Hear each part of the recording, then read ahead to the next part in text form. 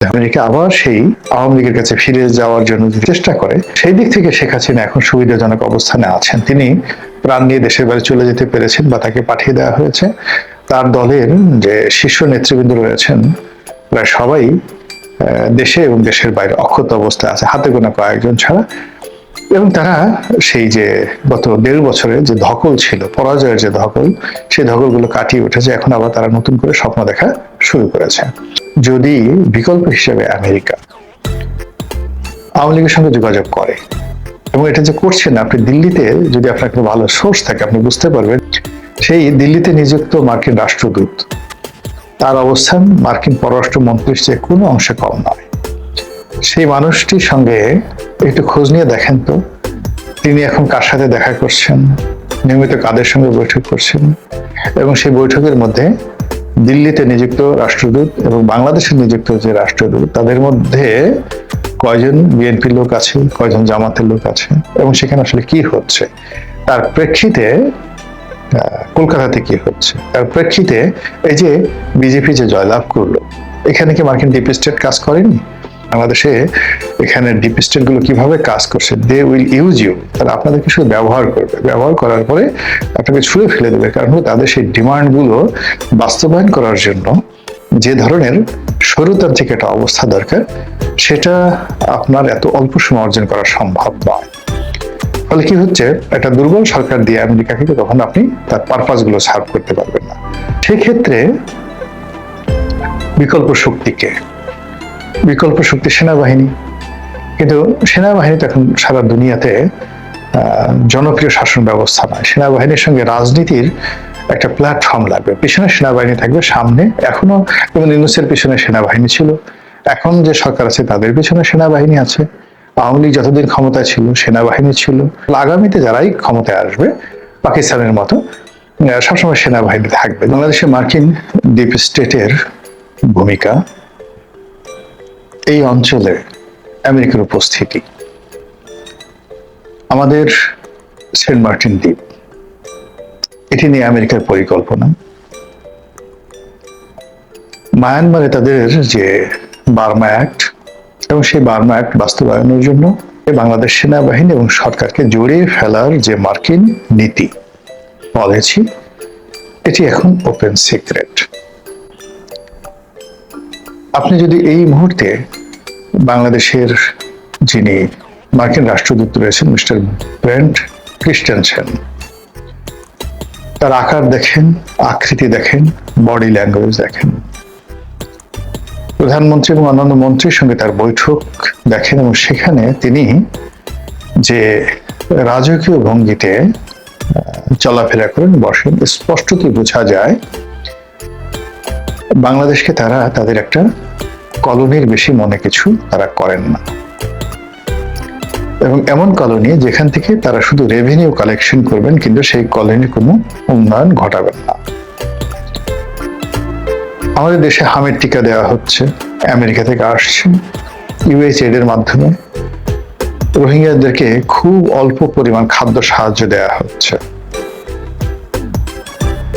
এবং এগুলো দিয়ে তারা যে বাহাদুরি দেখাচ্ছে, সেই বাহাদুরি দেখিয়ে মানে আগামী 15 বছরে $15 বিলিয়ন সামরিক অস্ত্র, খাদ্যশস্ত্র তাদের কাছ থেকে কিনতে হবে ডাইরেক্ট।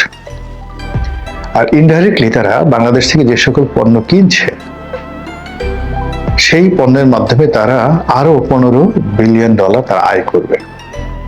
অর্থাৎ এখন 20% যদি ট্যাক্স থাকে বা 19% ট্যাক্স থাকে, এই ট্যাক্সের ভিত্তিতে আপনি বছরে যদি $15 বিলিয়ন এক্সপোর্ট করেন বা $20 বিলিয়ন এক্সপোর্ট করেন অন অ্যাভারেজে, সেটার 20% কত আসে? এটা প্রতি বছর আপনি যদি গার্মেন্টস সেক্টর থেকে এটা আয় করছেন, অর্থাৎ 10 বিলিয়নের যদি 5 ভাগের 1 ভাগ $2 বিলিয়ন, তো 15 বছরে আপনি $30 বিলিয়ন এখান থেকে আয় করে নিয়ে যাচ্ছেন শুধুমাত্র গার্মেন্টস সেক্টর থেকে। তো এই যে আমেরিকার যে মাস্টার প্ল্যান, সেই মাস্টার প্ল্যানের মধ্যে আমরা পড়ে গেছি। আমরা নিজেদের ক্ষমতা টিকে রাখার জন্য, ক্ষমতা আসার জন্য আমেরিকাকে দেহ দিয়েছি, মন দিয়েছি, শরীর দিয়েছি, ব্যক্তিত্ব দিয়েছি, এবং আমেরিকা আমাদের সব কিছু আন্দাজ করে ফেলেছে। আমাদের কলিজা কতটুকু, আমাদের পাকস্থলী কেমন, আমাদের যে মলদার রেকটাম এটা কেমন, আমাদের মুখ কেমন, জিহ্বা কেমন, চোখ কেমন, প্রতিটি জিনিস তারা স্ক্যান করে ফেলেছে। ফলে যাকে পুঁটি মাছ দিলে খুশি হবে তাকে পুঁটি মাছ দিচ্ছে, যার পশ্চাৎ দেশে বাড়ি দিলে সে লোক সন্তুষ্ট থাকবে, তার পশ্চাৎ দেশ পিটিয়ে লাল করে দিচ্ছে। যাকে না খেয়ে রাখলে খুশি হবে সে তাকে না খেয়ে রাখা হচ্ছে, যাকে কিছু খাবার দিলে খুশি হবে তাকে সেই খাবার দিয়ে এই সমাজটাকে অশান্ত করে ফেলেছে।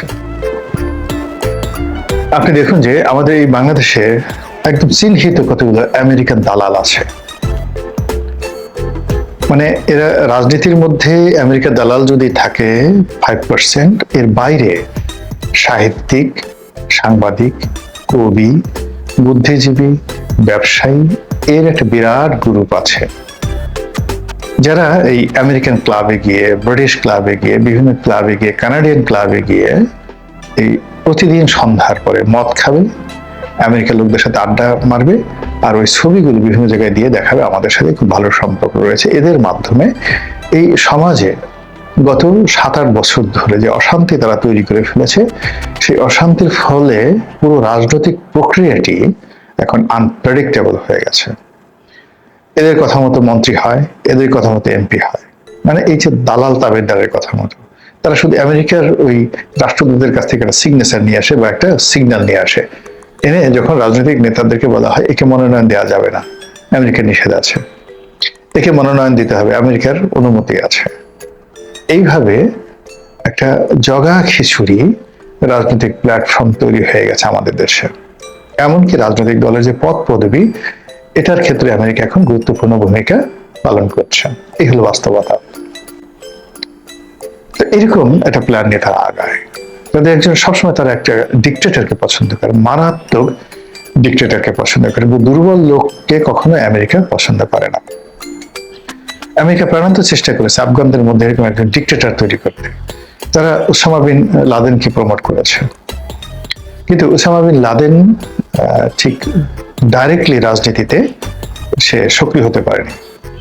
তারা মোল্লা ওমরকে সিলেক্ট করেছে, কিন্তু মোল্লা ওমর শেষ পর্যন্ত তারা মোল্লা ওমরকে রাখতে পারেনি, এবং তারাই মোল্লা ওমরকে ধ্বংস করেছে এবং তাদের সৃষ্টি ওসামা বিন লাদেনকে তারা সৃষ্টি করেছে। আবার এই যে আশরাফ থানি বা হামিদ কারজাই, এদেরকে তৈরি করেছে আমেরিকা থেকে উড়িয়ে এনে, ঠিক আমাদের খলিলুর রহমানরা, লুৎফে সিদ্দিকিরা বা অন্যান্য যারা এই ইনুর জমানাতে বিদেশ থেকে উড়ে এসে আমাদের দেশে জুড়ে বসেছিল, ওইরকম ভাবে ঠিক আফগানিস্তানের রাজনীতিতে আশরাফ থানি বা আশরাফ ঘানি এবং হামিদ কারজাইরা এসেছিল। কিন্তু আমেরিকা তাদেরকে শক্ত হওয়ার জন্য যথেষ্ট এমন কোনো বিনিয়োগ নেই যে আফগানিস্তানে তারা করেনি, কিন্তু পারেনি।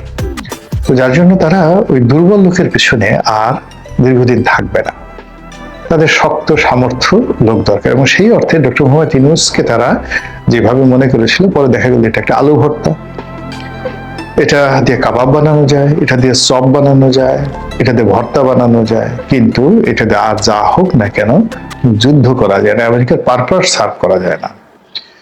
তারা খলিলুর রহমানকে পররাষ্ট্র উপদেষ্টা করে,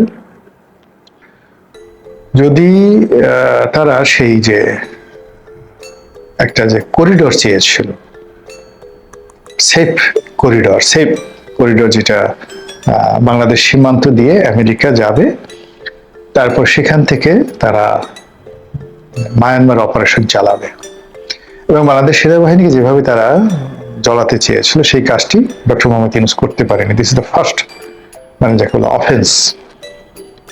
দ্বিতীয়ত হলো যে তারা চট্টগ্রাম বন্দর ডিপি ওয়ার্ল্ডকে যেভাবে তারা দিতে চেয়েছিল যত দ্রুত, সেটাও ডক্টর মোহাম্মদ ইউনূস বাস্তবায়ন করতে পারেননি। এর বাইরে অন্যান্য যে বিষয়গুলো ছিল সেই বিষয়গুলোতে হয়নি, আরো অনেকগুলো গোপনীয় অনেক বিষয় ছিল। উল্টো পুরো দেশকে যেভাবে অস্থিতিশীল করে ফেলছে এবং বাংলাদেশে আমেরিকা যেভাবে অজনপ্রিয় হয়েছে, ফলে এই আপদ বিদায় করে তারা সেখানে বিকল্প ব্যবস্থা করেছে। এখন একটা নির্বাচন হয়েছে, সেই নির্বাচনে আমরা একটা বিরোধী দল দেখতে পাচ্ছি, একটা সরকারি দল দেখতে পাচ্ছি, এবং এটার পেছনে যে অনেক কিছু আছে, অনেক ডিজাইন আছে, অনেক গেম আছে, অনেক মিক্স এন্ড রিমিক্স আছে। এগুলো সরকারি দলও বলছে, বিরোধী দলও বলছে। সময় হলে এগুলো আপনারা ডকুমেন্টারি এই জিনিসগুলো দেখতে পাবেন। তো যেটা বলছিলাম যে গত 2 মাসে সরকার আসছে, ডক্টর মোহাম্মদ ইউনূসের ক্ষেত্রে তারা 1.5 বছর অপেক্ষা করছে, এই সরকারের পেছনে তারা 3 মাস অপেক্ষা করবে না, জাস্ট 3 মাস অপেক্ষা করবে না। এবং এটা কিছু নজির আমরা দেখতে পাচ্ছি।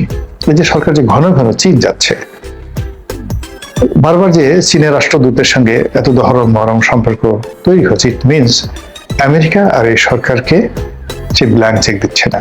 এই যে ঘন ঘন আমাদের মন্ত্রীরা আমেরিকাতে যাচ্ছে, বিশ্ব ব্যাংক IMF এর কাছে যাচ্ছে বাজেটারি সাপোর্টের জন্য।